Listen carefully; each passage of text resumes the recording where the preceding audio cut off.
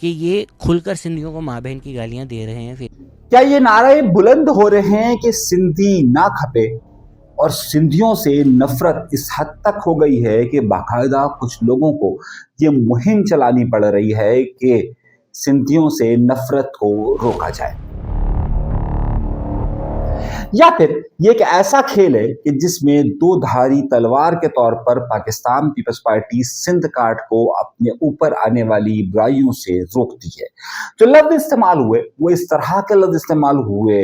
یہ جو brain washing ہے، یہ جو ایک ایتھنک ہیٹریڈ کا چشمہ ہے، یہ اتارنا ہے میں نے. اور یہ جملہ یہ اس طریقے سے لفظ استعمال ہوا کہ در حقیقت یہاں پر پاکستان پیپلز پارٹی کی حکومتی پالیسیوں پر تنقید نہیں ہو رہی ہے، بلکہ یہ سندھیوں سے نفرت کا اظہار ہے. در حقیقت یہ سندھیوں سے نفرت کا اظہار ہے یا پھر یہ کارڈ کھیلا گیا ہے. یہی وہ آج کا سیاسی اہم نقطہ ہے کہ جو کہ ہم آپ کو تفصیل کے ساتھ بتائیں گے. لوگ پریٹینڈ کریں گے ہم تو پی پی پی کی بات کر رہے ہیں، ہم تو ایڈمنسٹریشن کی بات کر رہے ہیں. کلچر کس کو گھٹیا بولا جا رہا ہے؟ سارے سندھی کلچر کو، سندھی کلچر کو، سندھی کلچر کو. Emotion, resistance, survival. Long live Sindh. یہ ساری کہانی دو لفظوں کا مرکب نظر آتی ہے اور یہ جو دو لفظ ہیں وہی بڑے اہم ہیں.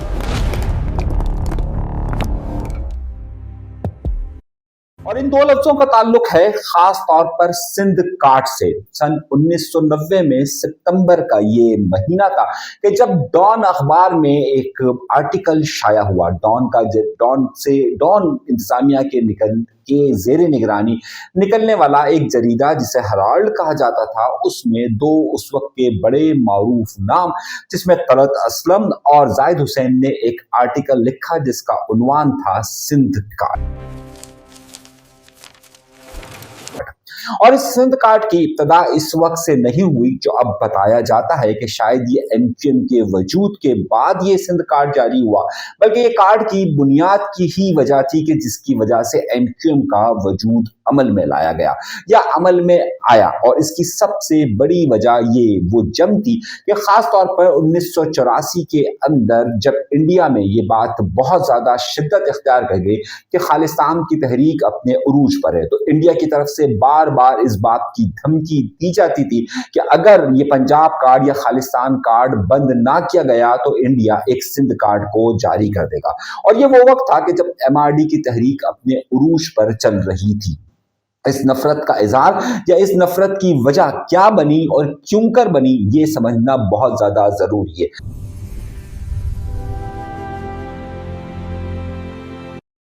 آج کے پروگرام میں پورا احاطہ ہم اس بات کا کریں گے کہ یہ جو سوشل میڈیا پر اور دیگر جگہوں پر یہ کمپین چلائی جا رہی ہے کہ سندھیوں سے نفرت کی جا رہی ہے، در حقیقت اس کی بنیاد کیا خود سندھ سے تعلق رکھنے والے کچھ سیاسی گروہ اور سندھ سے تعلق رکھنے والی ایک بڑی اہم جماعت پاکستان پیپلز پارٹی کا اس کے اندر کیا کردار ہے.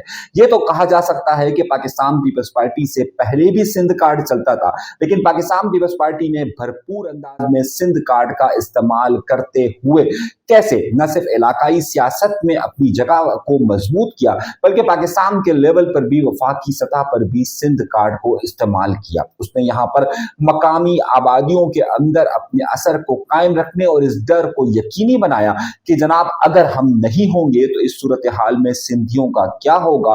اور پھر اسی کارڈ کو استعمال کرتے ہوئے انہوں نے وفاق کو کئی بار یہ دھمکی دی کہ آپ کے پاس دوسرے صوبوں کے اندر یہ معاملات ہیں، اگر آپ نے ہمارا ساتھ نہ دیا تو پاکستان پیپلز پارٹی کسی بھی لمحے سندھ کارڈ استعمال کر لے گی. مگر کچھ سوالات بہت زیادہ اہم ہیں اور انہی سوالات کے جوابات ہم ڈھونڈیں گے.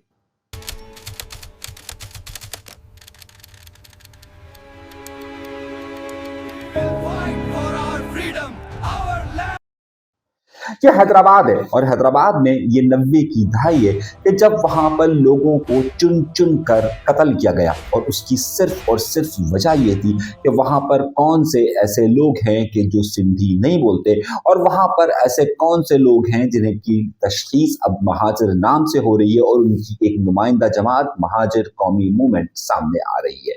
یہ مہاجر قومی موومنٹ کے قیام کے ابتدائی سال ہے کہ جہاں پر حیدرآباد کے اندر اب تک کی تاریخ کی سب سے بڑی बड़ी जेनोसाइड यानी कि सबसे ज्यादा किसी की नस्ल कुशी का वाकया सामने आया।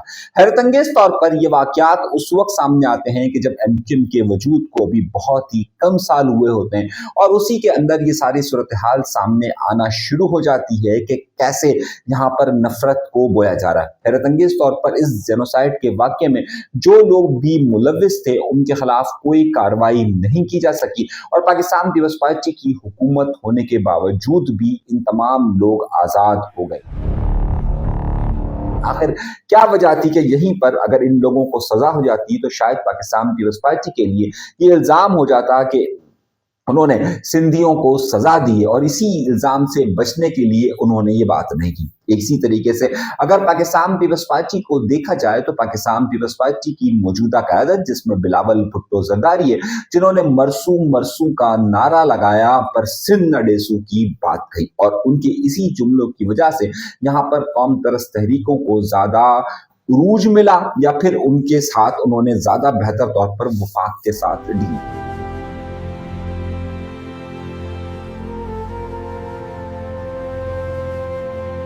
पाकिस्तान पीपल्स पार्टी पाकिस्तान के कयाम और खुसूसन 1971 के बाद से इस कार्ड को भरपूर तौर पर दो धारी तलवार के तौर पर इस्तेमाल करती रही है। वो हमेशा यहाँ पर सिंधियों को इस बात की यकीन दहानी करवाती रही कि अगर वो अपने वजूद को बरकरार नहीं रखेगी तो फिर अगर वो उनके साथ नहीं होगी तो इसका मतलब यह है कि वफाक उनको वो हुकूक नहीं देगा। और दूसरी तरफ उन्होंने वफाक को बार बार इस बारे में दबाव बढ़ाने की कोशिश की कि अगर वफाक ने उन्हें एकोमोडेट ना किया तो इस सारी सूरत में वो सिंध कार्ड का इस्तेमाल कर सकती है। यही वो वजूहात हैं कि जिसकी बुनियाद पर इस सारे कार्ड को दो धारी तलवार कहा जाता है।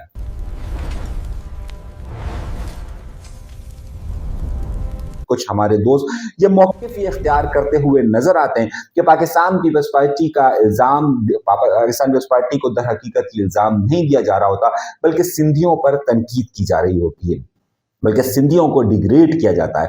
लेकिन आइए इस मामले को जरा तफसील के साथ जांचने की कोशिश की जाए तो जरा आपको बहुत सारे हकाइक इसमें सामने नजर आएंगे। दर हकीकत सिंध कार्ड का सबसे बड़ा इशू जो तारीख में मौजूदा हालिया तारीख के अंदर इसकी मिसाल मिलती है कि आज से करीबन 125 साल पहले मिलती है। मौजूदा सिंध कार्ड की या मौजूदा सिंधी कार्ड की जो तहरीक है उसकी इब्तदाई बुनियादों में अगर बात देखी जाए तो ये वो वक्त था कि जब मुंबई प्रेसिडेंसी के अंडर में सिंध को कर दिया गया था और ये वो तहरीक थी कि जिसमें कहा जाता था कि हर सूरत में सिंध को बंबई से अलग किया जाए और उसको अलग हैसियत दी जाए। यही वो वाकयात थे कि जहां से इस नए जदीद सिंधी कार्ड की या सिंध कार्ड का इस्तेमाल शुरू हुआ।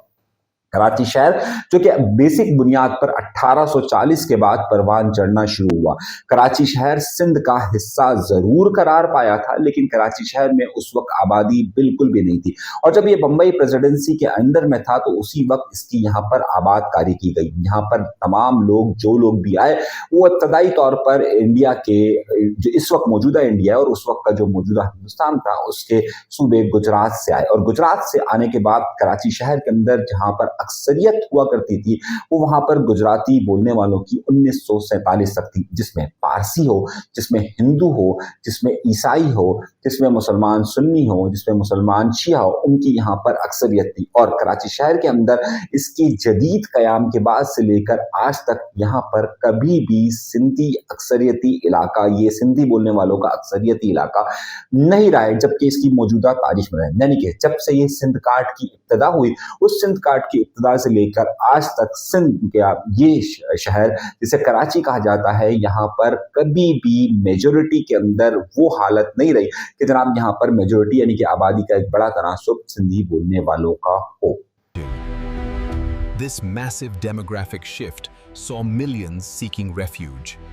They brought with them a vibrant इसलिए इन दोनों तजाद को जरा समझने की और गहराई से समझने की जरूरत है कि पहले भी अगर आप मौजूदा जदीद लफ्जों की टर्मिनोलॉजीज में जाएं तो जिसके लिए लफ्ज इस्तेमाल होता है मुहाजिर, तो ये जो 1947 के पहले भी ये शहर अगर किसी ने आबाद किया था तो वो गुजरात से आने वाले वो मुहाजिरीन थे या वो बिजनेसमैन कम्युनिटी थी कि जिन्होंने यहाँ आबाद किया था। इसका सबसे बड़ा टेक्निकी सबूत ये कि वहां पर इस जमाने में 1947 तक कराची शहर के तमाम स्कूल्स के अंदर गुजराती मीडियम स्कूल्स कहलाते थे, और जिसकी वजह से ही यहाँ पर बाद में सिंध मदरसतुल इस्लाम का कयाम लाया गया था। और उसकी सबसे बड़ी वजह यह थी कि यहाँ पर सिंधी जबान को भी या सिंध से आए हुए नौजवानों को भी तालीम दी जाए। तो दरअकीकत एक उस जमाने में ही एक कोटा सिस्टम की बात शुरू हो गई थी। ये 1947 तक के ये मामलात रहे। पाकिस्तान के कयाम के वक्त कराची शहर क्योंकि वफाक का हिस्सा था और कराची शहर वफाकी दारुल हुकूमत करार पाया था, इसलिए यहाँ पर फिर, और क्योंकि पहले से यहाँ पर वही महाजरीन आबाद थे, तो वही लोग ज्यादातर वफाक को अपना मरकज समझते हुए कराची और की तरफ शिफ्ट हुए, और यहीं से वो मामला बढ़ा कि अगर यहाँ से हिंदू, ईसाई और फिर खास तौर पे पारसी गुजराती बोलने वाले महाजरीन चले गए, तो उनकी जगह फिर उर्दू बोलने वाले महाजरों ने ली। लेकिन इस पूरी सूरत हाल में भी सिंध के जो सिंधी बोलने वाले थे उनकी अक्सरियत यहाँ पर नहीं हो सकी थी। तो अव्वल बात तो इन दो कॉन्सेप्ट को समझने की जरूरत है। अब आइए असल मामला उसके बाद शुरू कब होता है। 1947 के बाद जब सिंध का कयाम अमल में जाता है और वफाकी दारुल हुकूमत को जब खास तौर पर 1964-65 में यह फैसला हो जाता है कि कराची शहर को अब यहाँ से मुंतकिल कर दिया जाएगा और यानी कि वफाक का दारुल हुकूमत अब इस्लामाबाद करार पाएगा, तो उसके बाद से अब नई एक मूवमेंट शुरू हुई। उस सारी सूरत हाल में क्योंकि ये 1 यूनिट करार पाया था और ये 1 यूनिट के अंदर सिंध सूबा मौजूद नहीं था, तो जाहिर सी बात है कि जब 1 यूनिट सिंध सूबे का नहीं मौजूद था तो उस वक्त कराची में एक बड़ी ही अजीब सी पेचीदगी पाई जाती थी। इस सारी सूरत हाल के बाद भी यहाँ से 1977 की जंग होती है और 1971 में पाकिस्तान 2 लख्त हो जाता है और अब ये सिंधी कार्ड नए तौर पर सामने आता है। और यहाँ पर जब खास तौर पर साईं जेम्स सैयद की मूवमेंट सामने आती है, और साईं जेम्स सैयद की मूवमेंट का सबसे बुनियादी मरकज यही होता है कि जिस तरीके से बांग्लादेश का कायम आया उसी तरीके से सिंधु देश का कयाम अमल में लाया जाए। लेकिन उस वक्त तक बहुत देर हो चुकी होती है। देर इस सेंस में हो चुकी होती है कि जो कराची, हैदराबाद और यहाँ पर जो पॉपुलेशन है वो बहुत ज्यादा ग्रो कर चुकी होती है और जो सूरत हाल है वो अब पहले की तरह जरा पेचीदा हो जाती है। मगर इस कार्ड को, और जाहिर सी बात है कि कराची जब 1970 का इलेक्शन होता है तो उसमें उस वक्त कराची शहर भुट्टो साहब को इतने वोट नहीं देता। जो 6 नशिस्तें होती हैं उसमें भुट्टो साहब 2 नशिस्तें ले पाते हैं। जमीयत उलमाए पाकिस्तान मौलाना शाह अहमद दुरानी साहब की जमात यहाँ से जीतती और जमात इस्लामी यहाँ से कामयाब होती है। तो ये डिफरेंस पहले उसी वक्त मौजूद होता है, लेकिन इसका मतलब ये नहीं कि पाकिस्तान पीपल्स पार्टी की जड़ें यहाँ पर मौजूद नहीं होती है। 2 सीटें लेना उनका एक बड़ा ही अहम मामला होता है। यहीं से एक नफरत का सिलसिला शुरू हो जाता है और क्योंकि उस वक्त तक यहाँ पर गुजराती की जगह पर उर्दू लैंग्वेज आ चुकी होती है और कई अहम पोजीशंस पर ही आ चुके होते हैं। यहाँ पर एक सिंधी कार्ड ज़ाहिर बेचैनी एक मौजूद होती है और ख़ास तौर पर सिंध के जो देही इलाके हैं वहाँ पर मौजूद होती है। जुल्फ़िकार अली भुट्टो उस वक्त कोटा सिस्टम का नफाज करते हैं और सिंधी ज़बान को लाजमी करार देते हैं। यहाँ से पहला मामला शुरू होता है कि जो कि तीसरी सिंध कार्ड का समझ में आता है। तीसरा कार्ड वहां से शुरू होता है। वहां पर जाहिर सी बात है अगर किसी से आप उसका पहला हक छीनते हैं और दूसरे को उसका हक देते हैं, या पहले से आप हक छीनकर दूसरे को अगर इजाफी देते हैं, तो सूरत हाल में एक गहरी तशवीश पाई जाती है। इस सारी सूरत हाल में सिंध कार्ड बहुत तेजी के साथ शुरू होता है और नफरतों के बीच में तेजी आ जाती है। 1978 में जुल्फ़िकार अली भुट्टो के जाने के बाद अब इसका चौथा फेज आना शुरू होता है। जुल्फ़िकार अली भुट्टो के जाने के बाद सिंध के अंदर बेचैनी का और खास तौर पर देही इलाकों के अंदर बेचैनी का एलिमेंट बनता है और MRD तहरीक चलती है। MRD तहरीक की सबसे बड़ा मरकज जहां पूरा पाकिस्तान होता ही है, लेकिन उसके साथ उसका जो बुनियादी मरकज या जो बुनियादी हैसियत हासिल होती है वो सिंध के देही इलाकों से हासिल होती है और सिंध के देही इलाकों के अंदर इसकी शिद्दत में इजाफा होता है और यहाँ से इसका 5वां फेज शुरू होता है और ये तहरीक इस कदर मजबूत हो जाती है और अल जुल्फ़िकार के कयाम के बाद बाकायदा इंडिया पाकिस्तान की स्टैब्लिशमेंट को और उस वक्त ज़िया इंतज़ामिया को बार बार ये बावर करवाने की कोशिश करता है कि अगर खालिस्तान का मामला हल नहीं हुआ तो सिंधी कार्ड खेला जाएगा और यहीं पर सिंधु देश के नारे शुरू हो जाते हैं और यहीं से एक नया फिनोमेना शुरू हो जाता है कि आखिर जब ये कौम परस्ती की यानी कि जुल्फ़िकार अली भुट्टो की जो मूवमेंट जो उनके मरने के बाद शुरू हुई, जो पाकिस्तान पीपल्स पार्टी ने ली हुई थी, उसके ऊपर सिंधी कार्ड का लेबल लगना शुरू हो जाता है। MQM का कयाम अमल में आ चुका होता है और फिर MQM के साथ एक सहानिया खास तौर पर बुशरा ज़ैदी का मामला पेश आता है। बुशरा ज़ैदी के मामले के साथ एमक्यूएम ताकत में आती है, उस वक्त तक पाकिस्तान की मुक़तदरा कुव्वतें का रुझान एमक्यूएम की तरफ नहीं होता है, लेकिन इस साहनिये के बाद जकदम से कैमरों का रुख एमक्यूएम की तरफ आ जाता है। वहां पर सिंधी कार्ड बड़ी शिद्दत के साथ खेला जा रहा होता है और इसमें न सिर्फ सिंध के कौम परस और उस वक्त की पाकिस्तान पीपल्स पार्टी और उस वक्त की इंडिया की इंतजामिया इस कार्ड को भरपूर तरीके से खेलना शुरू कर रही होती है। ज़िया-उल हक के पास इससे ज्यादा कोई बेहतर मौका नहीं होता कि सिंधी कार्ड का मुकाबला महाजिर कार्ड के साथ किया जाए, जो कि अपना जन्म ले चुका होता है। इब्तदाई तौर पर मैं फिर आपसे कह रहा हूं कि महाजिर कौमी मूवमेंट के कयाम का और फिर उसके ऊपर सारी मूवमेंट जितनी भी चल रही थी, उसको इब्तदाई तौर पर ज़िया की नजर नहीं थी और ज़िया समझता था कि ये एक आम सी बात है जो कि पहले कई दौर में शुरू हो चुकी है। लेकिन बुशरा ज़ैदी केस के बाद, उन नौजवानों की मूवमेंट के बाद उनकी नजर जाती है और सिंध कार्ड के सामने अब एक महाजिर कार्ड वाज़े तौर पर मौजूद होता है। लेकिन वक्त करवट लेता है और वक्त करवट लेते ही उसी वक्त के करवट लेने के साथ ही ज़िया-उल हक का जहाज हवाओं में उड़ जाता है और अब यहाँ से पाकिस्तान पीपल्स पार्टी बाद में हुकूमत में आ जाती है। लेकिन उस वक्त तक सिंध कार्ड का मुकाबला करने के लिए महाजिर कार्ड यहाँ पर मौजूद होता है। पाकिस्तान पीपल्स पार्टी का इक़्तिदार में आते ही एक नई चीज सामने आती है और पाकिस्तान पीपल्स पार्टी अब यहाँ पर दूसरी तलवार इस्तेमाल करना शुरू करती है और वो जहां यहाँ पर सिंधियों के हवाले से गुफ्तगू शुरू करती है, वहीं पर वो वफाक को ये बताती है कि अगर अब उनकी हुकूमत हटाई गई तो फिर ये सिंध कार्ड बहुत तेजी के साथ खेला जाएगा। और पाकिस्तान पीपल्स पार्टी की हुकूमत जैसे ही आती है वैसे ही पाकिस्तान पीपल्स पार्टी इस सिंध कार्ड का भरपूर इस्तेमाल करना शुरू कर देती है और इसी के जवाब के ऊपर एक पंजाबी कार्ड को लाया जाता है, यानी कि जाग पंजाबी जाग। और 1990 के अंदर इस हवाले से एक आर्टिकल पूरा हेराल्ड के अंदर छपता है कि जिसमें सिंध कार्ड का वाज़े तौर पर जिक्र किया गया होता है।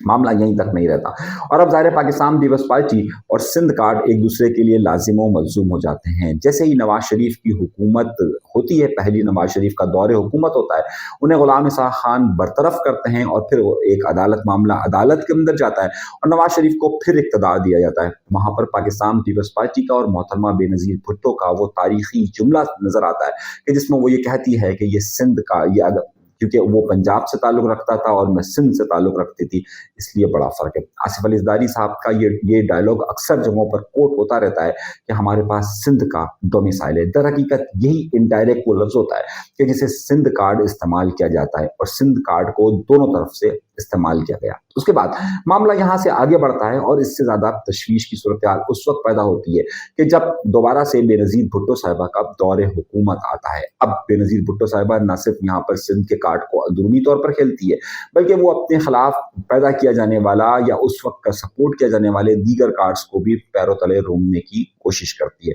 ताकत का एक खेल शुरू होता है और उस ताकत के खेल को बंदूक की ज़बान मिल जाती है।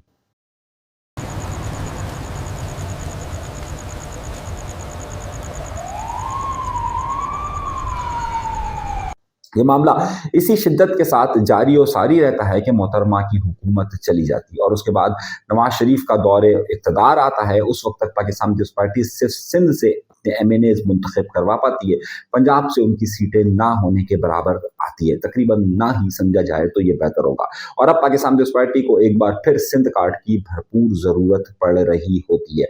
लेकिन उसी वक्त MQM के खिलाफ दोबारा से ऑपरेशन शुरू हो जाता है और फिर MQM और पाकिस्तान पीपल्स पार्टी कुछ जगहों पर एक नजर आना शुरू होती है। अब मामला उससे ज्यादा आगे बढ़ता है जब परवेज मुशर्रफ का दौरे इक़्तिदार रहता है। इस दौरे इक़्तिदार में पाकिस्तान पीपल्स पार्टी यूं तो इक़्तिदार के अंदर नहीं थी, लेकिन वो किसी न किसी तौर पर इक़्तिदार का हिस्सा जरूर थी। कई डिस्ट्रिक्ट्स के अंदर उनकी हुकूमत थी और वो ना चाहते हुए भी इस कार्ड को भरपूर इस्तेमाल नहीं कर सकती थी। MQM जिस तेजी के साथ आगे बढ़ रही थी, पाकिस्तान पीपल्स पार्टी उतनी तेजी के साथ सिंध कार्ड को भरपूर तौर पर इस्तेमाल कर रही थी। नौबत यहाँ तक आ जाती है कि उसके बाद जब 2008 में परवेज मुशर्रफ का इक़्तिदार खत्म होता है और पाकिस्तान पीपल्स पार्टी इस इक़्तिदार को बहाल करती है, तो अब पाकिस्तान पीपल्स पार्टी एक दोबारा से नए कार्ड को खेलती है। वो सिंध के तमाम जो डिस्ट्रिक्ट्स हैं, शहरी आबादी है, वहाँ पर बड़े भारी पैमाने पर उन डिस्ट्रिक्ट से लोगों की तैनाती करती है कि जिनका ताल्लुक सिंध के दीगर अजला से है और इन अजला से नहीं होता है। यहाँ मामला मजीद गंभीर होता है और फिर उसके बाद सिंध कार्ड में वो सिंधी कॉम परस्त मूवमेंट का साथ देती है। जहां जहां पाकिस्तान पीपल्स पार्टी कमजोर होने शुरू होती है, वहीं पर सिंध के नाम का कार्ड खेला जाता है। कभी कभी ये मरसू मरसू सिंध डेसू के नाम पर होता है, और कभी कभी ये इस नाम पर होता है कि हम कैनाल नहीं बनने देंगे, हम सिंधु देश पे कोई समझौता, सिंध पर कोई समझौता हम नहीं करेंगे। वहीं पर पाकिस्तान पीपल्स पार्टी अपने दामन से इस बात को नहीं हटा पाती कि वो एक कार्ड के तौर पर, सकाफत के तौर पर वो एक नंबर प्लेट जारी करती है और उसके ऊपर भी अजरक को लाजमी करार दे देती है। जब वो अजरक को लाजमी करार देती है तो उसके बाद इन नफरतों में, इन शिद्दतों में मजीद इजाफा होता है। दरहकीकत अगर इस अमर को पूरी तफसील के साथ आप देखें, सोचें और समझें तो आपको ये अंदाजा होगा कि जदीद दौर में पाकिस्तान पीपल्स पार्टी वो जमात है कि जिसने इस कार्ड का भरपूर इस्तेमाल किया। एक तरफ उन्होंने सिंधियों को, सिंधी बोलने वालों को ये यकीन दिलाने की कोशिश की कि हम आपके साथ हैं, और हम पर जो तनकीद होती है वो दरहकीकत वो दरहकीकत सिंधी होने की वजह से तनकीद होती है। दूसरी तरफ वो वफाक को ये बावर करवाने में बार बार कामयाब होती है कि हम पर सिंधियों का एतबार है, और अगर आपने हमारे साथ कोई छेड़खानी की तो उसके बाद सिंध के अंदर भी उसी तरह की मूवमेंट शुरू हो सकती है, जो कि इस वक्त वफाक के अंदर जारी है या कि फिर दीगर सूबों के अंदर जारी है।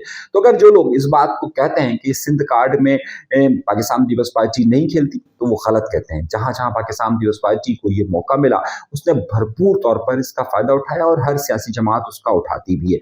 इस सारी सूरत हाल में मामला कहाँ आकर बिगड़ता है? मामला उस वक्त आकर बिगड़ता है कि जब आप सियासत के अंदर कल्चर को शामिल करते हैं।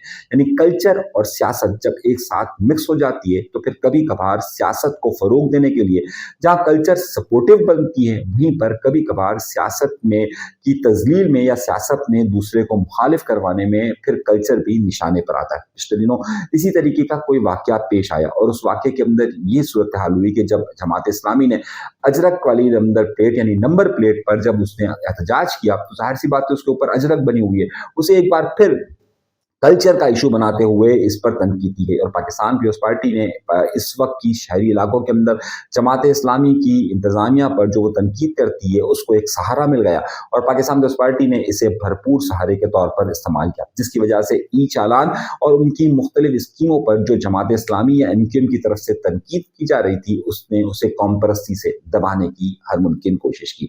दूसरा नारा ये लगता है कि यहाँ पर बहुत सारी जीए सिंध, कौमी महाज, जस्मम, जसकम और जैसी कई सिंध तरक्की पसंद पार्टी, अवामी तहरीक और इस तरह की कई जमातें मौजूद हैं, और पाकिस्तान पीपल्स पार्टी का उनसे कोई ताल्लुक नहीं है। और बहुत सारे मुहक्किकीन और बहुत सारे जो मुबस्सिर हैं वो ये कहने की कोशिश करते हैं कि पाकिस्तान पीपल्स पार्टी दर हकीकत उनके खिलाफ ऑपरेशन करती है, उनके कई रहनुमा वहां पर बंद है। अब इस बात को जरा सा समझिएगा, ये दो सूरत हाल बिल्कुल इंतहाई मुख्तलिफ है। इन दोनों चीजों में समझने की जरूरत है। आमतौर पर सिंध के कौम परस्त ये कहते हैं कि पाकिस्तान पीपल्स पार्टी उनकी चलाई जाने वाली मुहिम को हाईजैक कर लेती है और उनके खिलाफ ऑपरेशन भी करती है, और यही पाकिस्तान पीपल्स पार्टी का कमाल है। पाकिस्तान पीपल्स पार्टी जहां पर अपने से बड़ी सिंध की किसी भी आवाज को नहीं चलने देती, और जो उनके लिए खतरा बन सकती, और उसकी सबसे बड़ी वजह यह है कि इस वक्त पाकिस्तान पीपल्स पार्टी के अंदर जितने भी लोग हैं वो बड़े सरमायादार और सरमायाकार हैं, बड़े जमींदार हैं। जबकि इन कौम परस्त तहरीकों के साथ जो लोग जुड़े हुए हैं उनकी अक्सरियत या तो बहुत निचले तबके से ताल्लुक रखती है, या फिर वो एक बहुत ही मुतवासित तबके से ताल्लुक रखते हैं जिनके पास वो अखराजात और वो चीजें नहीं है।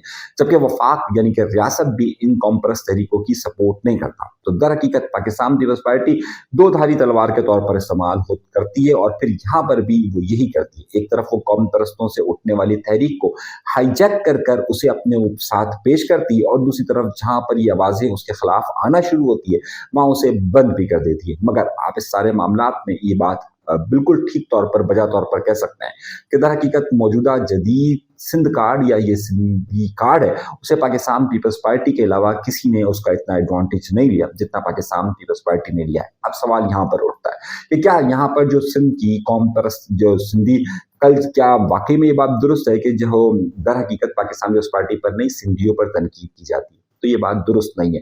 तो अगर बहुत सारे कौम परस्त भी इस वक्त पाकिस्तान पीपल्स पार्टी पर तनकीद करते हैं, लेकिन क्या उसे सिंधियों पर तनकीद करार दिया जा सकता है? नहीं होता। लेकिन जब सिंबॉलिक इस बात को जाहिर करना होता है और पाकिस्तान पीपल्स पार्टी को जब छुपना होता है इन सब चीजों पे, तो ये बात कही जाती है।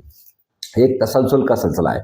कभी भी कोई कौम एक दूसरी कौम से नफरत नहीं करती, बल्कि ये सियासी मामलात होते हैं। कभी भी एक कल्चर दूसरे कल्चर से नफरत नहीं करता है, मामला होता है सियासी। जब एक कल्चर दूसरे कल्चर को सियासी तौर पर इस्तेमाल करता है, तो दूसरा कल्चर भी फिर उसको सियासी तौर पर ही इल्ज़ामात देने की कोशिश करता है। और अफसोसनाक बात यह है कि तरहकीक़त सिंध के अंदर ये सियासत अपने उरूज पर है। ऐसा नहीं है कि ये दुनिया भर में कहीं नहीं होता, ये होता है। ख़ास तौर पर अगर आप बलूचिस्तान की मिसाल ले लें कि जहाँ पर बलोचों और पख्तूनों के दरमियान एक तफरीक मौजूद है, और ये तफरीक बिल्कुल उसी तरीके से मौजूद है कि जिस तरीके से सिंध के अंदर मौजूद है। इसी तरीके से आप अगर केपीके के अंदर चले जाएँ तो वहाँ हिंद को बोलने वालों और पश्तूनों के दरमियान जो मामलात है वो इसी नोयत के मामलात हैं। अगर आप सराइकियों और पंजाबियों के दरमियान अगर फ़र्क को देखिए तो ये मौजूद होता है। सिर्फ उन जगहों पर और इन जगहों पर फ़र्क ये वाज़ेह तौर पर नज़र आता है कि यहाँ पर कल्चर को सियासत के तौर पर एक ही डब्बे के अंदर बंद कर मिक्स कर दिया गया है, जिसकी वजह से ये तफरीक हो नहीं पाती, और ज़ाहिर है आप इस तफरीक को रोक भी नहीं सकते। आज के लिए ये तहकीकी मकाला इतना ही है, लेकिन मज़ीद गुफ्तगू इस पर जारी रहेगी।